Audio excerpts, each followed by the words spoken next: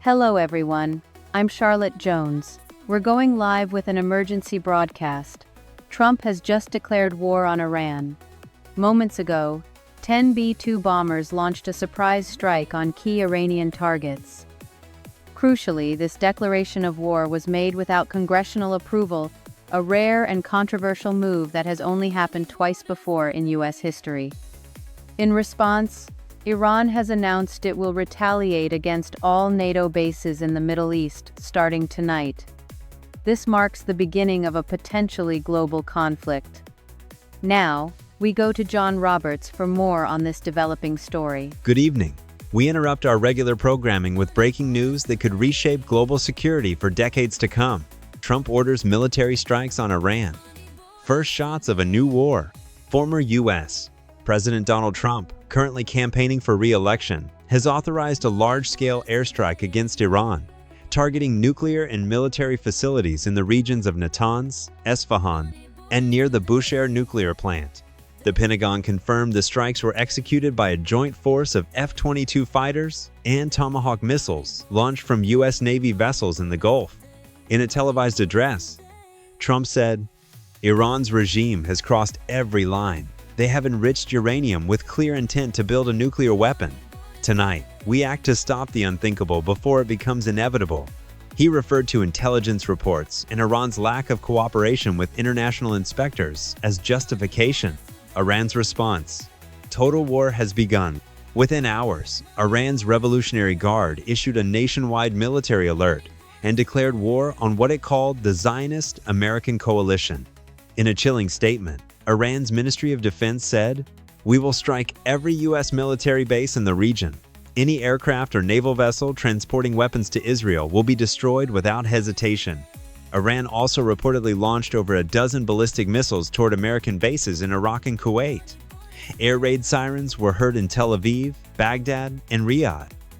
We now go live to John Roberts for Donald Trump's speech following his declaration of war on Iran.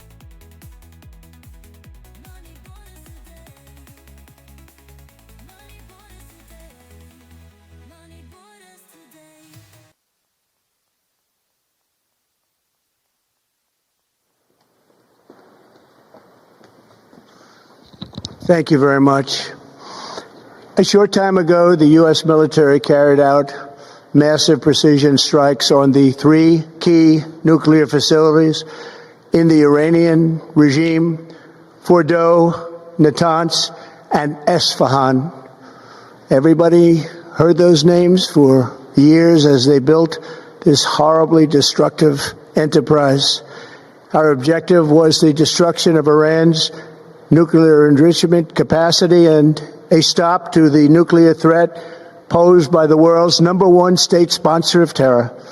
Tonight, I can report to the world that the strikes were a spectacular military success. Iran's key nuclear enrichment facilities have been completely and totally obliterated. Iran, the bully of the Middle East, must now make peace. If they do not, future attacks will be far greater and a lot easier. For 40 years, Iran has been saying death to America, death to Israel. They have been killing our people, blowing off their arms, blowing off their legs with roadside bombs. That was their specialty. We lost over 1,000 people, and hundreds of thousands throughout the Middle East and around the world have died as a direct result of their hate. In particular, so many were killed by their general, Qasem Soleimani. I decided a long time ago that I would not let this happen. It will not continue. I want to thank and congratulate Prime Minister Bibi Netanyahu. We worked as a team like perhaps no team has ever worked before. And we've gone a long way to erasing this horrible threat to Israel. I want to thank the Israeli military for the wonderful job they've done. And most importantly, I want to congratulate the great American patriots who flew those magnificent machines tonight, and all of the United States military on an operation the likes of which the world has not seen in many, many decades. Hopefully, we will no longer need their services in this capacity. I hope that's so. I also want to congratulate the chairman of the Joint Chiefs of Staff, General Dan Raisin-Kane, spectacular general. and all of the brilliant military minds involved in this attack. With all of that being said, this cannot continue. There will be either peace or there will be tragedy for Iran far greater than we have witnessed over the last 8 days. Remember, there are many targets left. Tonight's was the most difficult of them all, by far, and perhaps the most lethal. But if peace does not come quickly, we will go after those other targets with precision, speed, and skill. Most of them can be taken out in a matter of minutes. There's no military in the world that could have done what we did tonight, not even close. There has never been a military that could do what took place just a little while ago. Tomorrow, General Kane, Secretary of Defense, Pete Hegseth will have a press conference at 8 a.m. at the Pentagon. And I want to just thank everybody, and in particular, God. I want to just say we love you, God, and we love our great military. Protect them. God bless the Middle East. God bless Israel, and God bless America. Thank you very much. Thank you.